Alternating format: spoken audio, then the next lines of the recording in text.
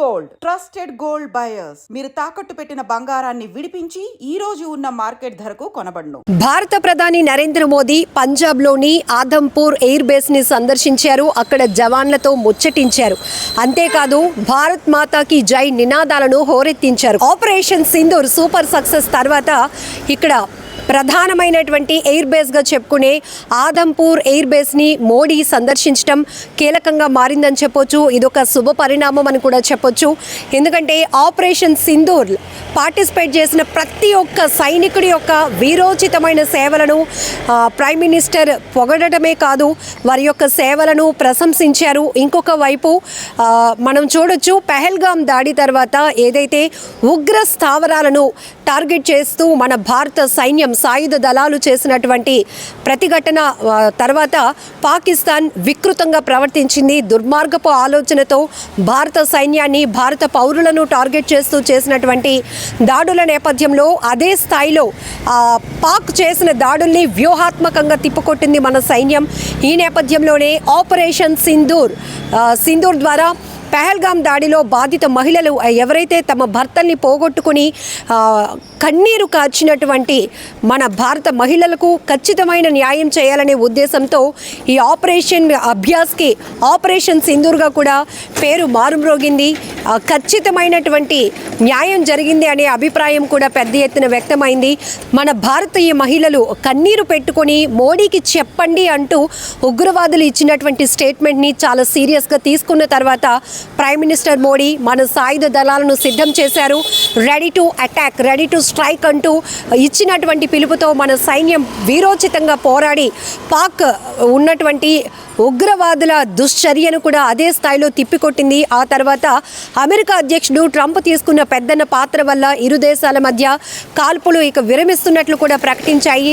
Cease fire కూడా announce జరిగింది. ఆ తర్వాత కూడా పాకిస్తాన్ ఇంకా దుర్మార్గపు ఆలోచనతో అక్కడక్కడ దాడులు చేస్తూ తెగబడుతూ ఉండటం, ఏదేమైనప్పటికీ కూడా మన భారత సైన్యం ఎప్పుడూ సంసిద్ధంగా ఉండాలి అనే ఆత్మస్థైర్యాన్ని, మనోధైర్యాన్ని కూడా ఇచ్చారు ప్రధాని మోదీ.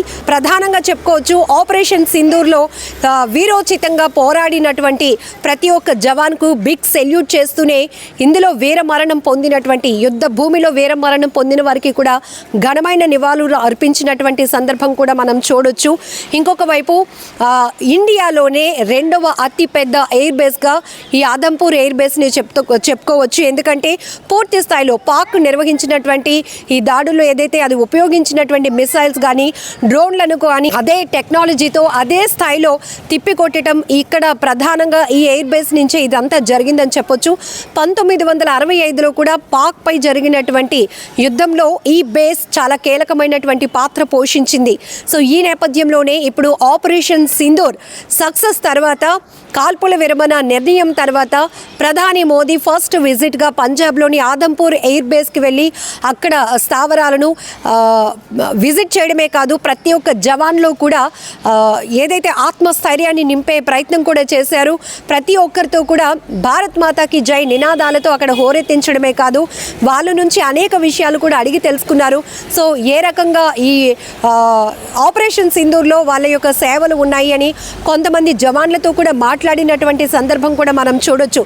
ఏదేమైనా మొదటి నుంచి కూడా ఈ ఏజ్లో కూడా ఒక దేశానికి ప్రధానిగా ఉన్నటువంటి మోదీ తీసుకున్నటువంటి ఒక సాహసోపేతమైన నిర్ణయాలు ప్రతి ఒక్క దేశ పౌరులు కూడా గర్వపడే విధంగానే ఉన్నాయి అనేటటువంటి పెద్ద ఎత్తున నినాదం కూడా వినిపించింది. ఎందుకంటే పెహల్గాం దాడి తర్వాత ఇలాంటి ఒక ఆపరేషన్ మన దేశం నుంచి జరుగుతుందని కూడా మేబీ ఎవరు ఊహించి ఉండరు. ఎందుకంటే ఖచ్చితమైన ప్రతీకార చర్య ఉంటుందని చెప్పారు, కానీ ఇది ఎప్పుడు ఉంటుందో ఎలా జరుగుతుందో తెలీదు.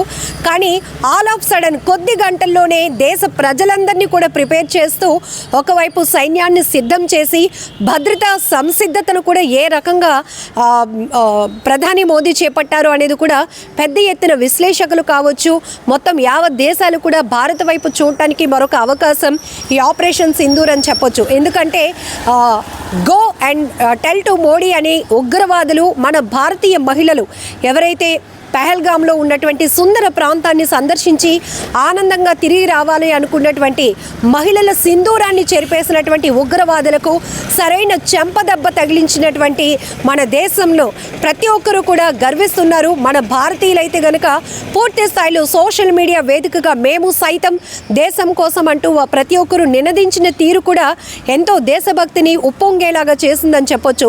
సో ఇక్కడ పంజాబ్లోని ఆదంపూర్ ఎయిర్ బేస్ని ప్రధాని మోదీ విజిట్ చేయడం, అక్కడ ఉన్నటువంటి జవాన్లతో ముచ్చటించడం, భారత మాతాకి జై నినాదాలతో హోరెత్తించడం, ఇవన్నీ కూడా ఒక కీలకమైనటువంటి పరిణామంగా చెప్పుకోవచ్చు. दुश्मन को दिखाई देता है भारत माता की जय। जब हमारी फौजें न्यूक्लियर ब्लैकमेल की धमकी की हवा निकाल देती है तो आकाश से पाताल तक एक ही बात गूंजती है, भारत माता की जय। साथियों, वाकई आप सभी ने कोटि कोटि भारतीयों का सीना चौड़ा कर दिया है। हर भारतीय का माथा गर्व से ऊंचा कर दिया है। आपने इतिहास रच दिया है। और मैं आज सुबह सुबह आपके बीच आया हूं आपके दर्शन करने के लिए। जब वीरों के पैर धरती पर पड़ते हैं तो धरती धन्य हो जाती है। जब वीरों के दर्शन का अवसर मिलता है तो जीवन धन्य हो जाता है।